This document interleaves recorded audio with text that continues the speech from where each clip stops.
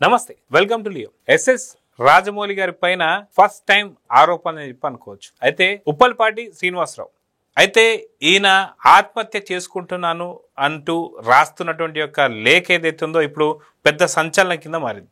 మొత్తానికి ఈ స్టోరీలో ఉన్న నిజం ఎంత ఏంటి అనే దానిపై మనతో పాటు సీనియర్ జర్నలిస్ట్ హేమ సుందర్ గారు ఉన్నారు. వారిని అడిగి తెలుసుకుందాం. సార్ నమస్తే. నమస్తే అండి. సార్, రాజమౌళి గారికి కూడా ఒక ట్రయాంగిల్ లవ్ స్టోరీ ఉంది అన్నట్టుగా ఉప్పలపాటి శ్రీనివాసరావు గారు వీడియో ఏదైతే రిలీజ్ చేశారో దాంట్లో మనకి ఏంటి అంటే దీన్ని ఎలా తీసుకోవాలంటారు? అంటే వాస్తవం చెప్పాలంటే ఇప్పుడు దాదాపు ఆయనకి 55 ఏళ్ళు పైచెలుకుంటుంది. ఎప్పుడో 34 ఏళ్ళు క్రితం జరిగినటువంటి ఒక స్టోరీని ఒకటి కల్పితమైన స్టోరీ అనుకోవాలా, లేదంటే ఇది ఒక కథ అనుకోవాలా, లేకపోతే దీంట్లో ఎంతవరకు వాస్తవాలు అంటే ఏమంటారు? ఇప్పుడు ఇండస్ట్రీలో ఇది పెద్ద చర్చనీయాంశమైన ఇంకా అందరి నోట్ల ఇదే అంతుంది.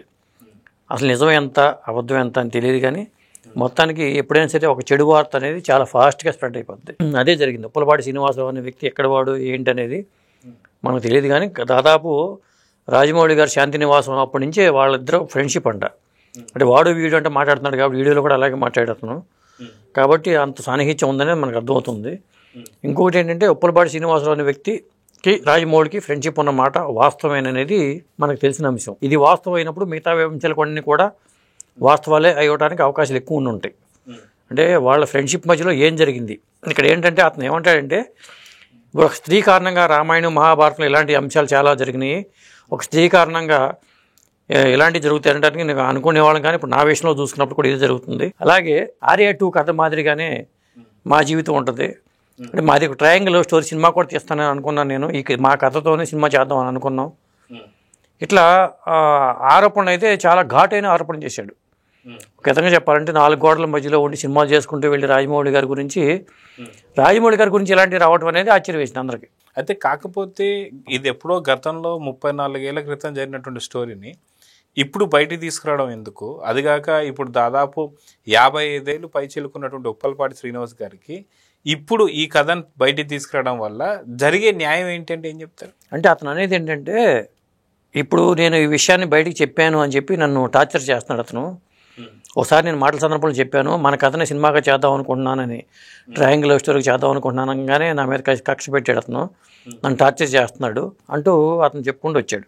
అంటే అతను అనేది ఏంటంటే, మనం ఒక దశలో మన ముగ్గురు పెళ్లి చేసుకుని మనం ట్రయాంగిల్ లవ్ స్టోరీ అంటున్నాం కాబట్టి ప్రేమించిన అమ్మాయిని మనం ముగ్గురం పెళ్లి చేసుకుందాం అని చెప్తే చండాలంగా ఉంటుందని అన్నాడు. తప్పుకో, నువ్వు త్యాగం చేయమని చెప్పాడని అన్నట్టుగా అతను చెప్తున్నాడు వీడియోలో.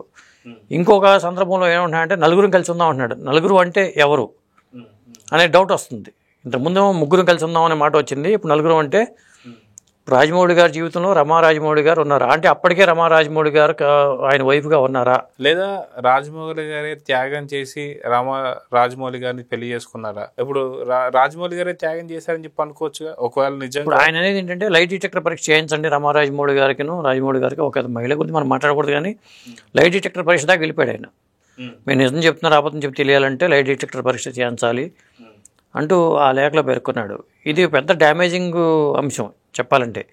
అంత కెరీర్ ఆయన బాగా ఎదిగిపోయాడు, ఈయన ఎక్కడేసిన గొంగలు అక్కడే ఇలాగ ఉండిపోయాడు. అంటే ఇప్పుడు ఆ మహిళ ఎవరు అంటే ఏ సమాధానం వస్తుంది? ఎందుకంటే ఇప్పుడు ఆయన అన్నట్టే రామాయణం కానీ మహాభారతం కానీ ఇంకెటువంటి ఇతిహాసాలు తీసుకున్నా సరే అన్నీ కూడా మహిళల నుంచే యుద్ధాలు స్టార్ట్ అవుతాయని కానీ లేదంటే కథలు స్టార్ట్ అవుతాయని చెప్పేసి అయితే ఆయన అంటున్నారు.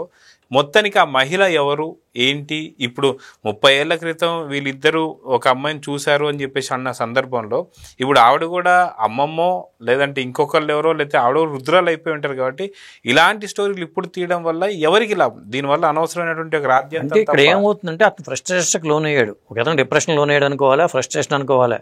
కెరీర్లు ఎదగకుండా పోయాను, 54 ఏళ్ళు వచ్చి నాకు పెళ్లి కాలేదు, నేను ఒంటరి జీవితాన్ని అనుభవిస్తున్నాను అంటే అతను నెంబర్ 1గా వెళ్ళిపోయాడు, ఇండియా వరల్డ్లో నెంబర్ 1 హీరో డైరెక్టర్గా ఎదిగిపోయాడు, నేనేమో ఎక్కడేసిన గొంగలానంటే అక్కడే ఉండిపోయాను అంటూ అతను చేసిన ఆరోపణలు. ప్రధానమైన ఆరోపణ ఏంటంటే, నేను ఎదగలేదు అనేది కొంత డిప్రెషన్ లోన్ అవుతారు. పక్కోడు ఎదుగుతూ ఉంటే నాతో సమానంగా ట్రావెల్ అయిన వ్యక్తి ఎదిగిపోతే నేను అక్కడే ఉన్నాను అనే ఒక ఫ్రస్ట్రేషన్ కూడా కావచ్చు. కానీ ఇప్పుడు దేని గురించి ఉప్పలపాటి శ్రీనివాస్ గారు ఈ యొక్క వీడియోని కానీ లేదంటే ఆత్మహత్య చేసుకుంటే, అంటే నన్ను టార్చర్ పెట్టాడు, నేను జీవితంలో నేను అన్నీ కోల్పోయాను, చివరికి ఇట్లా అయిపోయింది నా జీవితం అని ఒక నిరాశ నిస్పృహ లోన్ అయిపోయి, విధంగా చెప్పాలంటే డిప్రెషన్ అనుకోవాలి మనం, డిప్రెషన్ లోన్ అయిపోయి జీవితం సాధించేద్దాము అనుకుని అప్పుడు అతని నెంబర్లు కూడా ఫోన్ చేసినా కలవట్లేదట. 2 నెంబర్లు అతని నెంబర్లు ఉన్నా కానీ ఆ నెంబర్లోకి ఫోన్ చేసినా అతని నెంబర్ కలవట్లేదు. ఇప్పుడు ఎక్కడున్నాడు అతను, అసలు బతికే ఉన్నాడా లేదా, ఇలాంటివి కూడా డౌట్ వస్తుంది. అదండి. అదే మొత్తానికి మనం చూసుకుంటే ఉప్పలపాటి శ్రీనివాసరావు గారు పైగా ఈ వ్యవహారం తెలిసిన వాళ్ళు చాలామంది ఉన్నారు. అంటే కొంతమంది ప్రముఖుల పేర్లు కూడా చెప్పాడు. కీరవాణి గారి పేరు, కీరవాణి గారి వైఫ్ వల్లి గారి పేరు, తర్వాత గుండం గంగరాజు గారి పేరు, వాళ్ళ ఫ్యామిలీ, అలాగే చంద్రశేఖర్ రిలేట్ గారి పేరు, ఇట్లాంటి కొన్ని పేర్లు కూడా చెప్పేశాడు దాంట్లో. అంటే వీళ్ళు రాజమౌళి గారు శాంతినివాసం చేసే టైంలో కొంతమంది ఉండేవాళ్ళు అండి. ఆ టైంలో పనిచేసిన వ్యక్తులు కొంతమంది, కుమార్ అనే డైరెక్టర్ కూడా ఉండేవాడు. అతని తర్వాత నితిన్తో ఒక సినిమా డైరెక్షన్ చేశాడు. సినిమా ఛాన్సులు రాక వెళ్ళిపోయారు. అంటే పెళ్ళి అవ్వకపోవడానికి కారణం ఇదే అని చెప్పడానికి కదా, చేసుకోవచ్చుగా. ఇప్పుడు సినిమా ఫీల్డ్లో సాధారణంగా పిల్లల్ని ఇవ్వడానికి ఎవరు ముందుకు రారండి. ఎందుకంటే అటు హీరోలు కావచ్చు, లేకపోతే డైరెక్టర్ డిపార్ట్మెంట్ కావచ్చు, ముందు పెళ్ళి ఉన్న వాళ్ళకైతే అలా కంటిన్యూ అయిపోతూ ఉంటుంది. అలా కాకుండా సినిమా ఫీల్డ్లోకి వచ్చిన తర్వాత పిల్లలు ఇవ్వాలంటే ఎవరు ఎందుకంటే నేను ఎక్కడ ఉంటాడో తెలియదు, ఎప్పుడు వస్తాడో తెలియదు, అక్కడ షూటింగ్ అంటారు, ఇక్కడ షూటింగ్ అంటారు, ఇలా ఉంటుంది. అందుకని చెప్పేసి పెద్ద పెద్ద హీరోలు కూడా 45 ఏళ్ళు 50 ఏళ్ళు వచ్చినా కానీ పెళ్లి కాని ప్రసాదులు ఇండస్ట్రీలో ఎక్కువ మంది ఉంటారు. కాబట్టి ఎక్కడ తీసుకున్నా పెళ్లి కాని ప్రసాదులే ఉంటారు. కాబట్టి ఆ పెళ్లి కాని ప్రసాదుల్లో ఈయన కూడా ఒకడే. కాబట్టి ఈయన ఏంటంటే అటు పెళ్ళి కాలేదు, సంపాదించుకోలేకపోయాను అనే ఒక బాధ, నన్ను తొక్కేసాడు అనే ఒక బాధ, చాలా విధాలుగా నష్టపోయాను నేను రాజమౌళి అన్న బాధతో అతను వీడియో చేశాడు. అతను చెప్పేవన్నీ నిజాలే అనడానికి లేదు. అతను లేఖ ఆధారంగానో లేదా వీడియో ఆధారంగా మనం మాట్లాడుతున్నా తప్పితే అతను చెప్పేదన్నీ నిజాలే, రాజమౌళి గారిలో తప్పులు ఉన్నాయి అనడానికి కూడా లేదు. అంటే ఇప్పుడు రాజమౌళి గారి దగ్గర నుంచి ఏం కోరుకుంటున్నాడు అంటే ఖచ్చితంగా ఆయన ఏదో హింస పెట్టాడా లేదా అనే దానికి ఎక్కడ ఆధారాలు లేవు. సో ఇప్పుడు డబ్బులు కోరుకుంటున్నాడా లేదంటే ఇంకేమైనా కోరుకుంటున్నాడా అంటే ఏమంటారు? ఇప్పుడు డబ్బులు కోరుకుంటే రాజమౌళి గారికి ఇవ్వడానికి డబ్బులు చాలా ఉంటాయి. ఏదో విధంగా అతను సెటిల్ చేసేసి డబ్బులు ఇచ్చేయచ్చు. ఇక్కడ ఏంటంటే అసలు ఉప్పలపాటి శ్రీనివాసరావు అని ఉన్నాడా లేదని కనుక్కుందామని మనం ఆ యూట్యూబ్లో యమదొంగ సినిమా చూస్తే టైటిల్ కార్డులో యు శ్రీనివాసరావు 1 2 3 4 అని ఉంది. 1 2 3 4 అంటే ఏంటో ఎవరికి తెలియదు.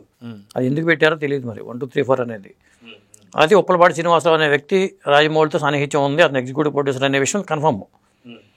కాకపోతే అతనికి డైరెక్షన్ ఛాన్సులు రాలేదు. ఛాన్సులు రాకపోవడానికి మరి వెనక కొంతమంది గోస్టులు ఉంటారు, ఆ గోస్టులుగా మిగిలిపోయి ఉన్నాడు అతను. ఏమిటి అనేది కూడా తెలియదు. కాకపోతే జీవితంలో బాగా ఓటమి పాలైపోయాడు. సినిమా ఫీల్డ్ గెలిచేవాళ్ళు 10 మంది ఉంటే ఓడిపోయేవాళ్ళు 90 మంది ఉంటారు. ఆ 90 మందిలో ఉప్పలపాటి శ్రీనివాసరావు కూడా ఉన్నాడని అనుకోవాలి మనం. సో ఓవరాల్గా ఇప్పుడు ఉప్పలపాటి శ్రీనివాసరావు ఎలా ఉన్నారు ఏంటంటే సమాధానం ఏంటి? ఆయన ఎక్కడున్నాడో తెలియదండి. అంటే ప్రస్తుతం ట్రేస్ చేయలేదు, నెంబర్లు కూడా స్విచ్ ఆఫ్ చేసి ఉన్నారు. ఇంత జరిగిన తర్వాత అతను ఆత్మహత్యకు పాల్పడ్డానని రాసిన వ్యక్తి డ్రాప్ అయ్యే ఆలోచన ఉంటే ఈ రిలీజ్ చేయడు. ఇంత గందరగోళం అయిన తర్వాత ఖచ్చితంగా ఇక తప్పని పరిస్థితుల్లో అతను వెళ్ళిపోయే ప్రమాదం ఉంటుంది.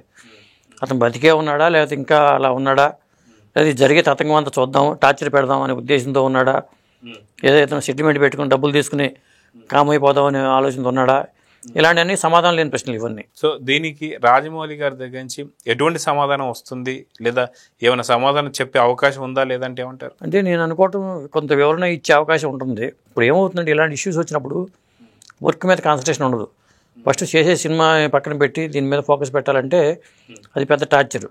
ఎప్పుడు మచ్చలేని మనిషి అలాంటి వ్యక్తి మీద మరి బురద చల్లే ప్రయత్నం జరిగినప్పుడు దాని నుంచి మరి కాపాడుకోవాల ప్రయత్నాలు చేయాలి. కాబట్టి మరి షూటింగ్లో ఉండి మరి ఈయన ఎలా ఎదుర్కొంటాడు, దీనికి వివరణ ఇస్తాడా, ఏం చేస్తాడనే చూడాలి. సో చూద్దాం సార్. ఖచ్చితంగా రాజమౌళి గారి దగ్గర నుంచి ఎటువంటి రెస్పాన్స్ వస్తుందో చూద్దాం. మరి నమస్తే. నమస్తే అండి.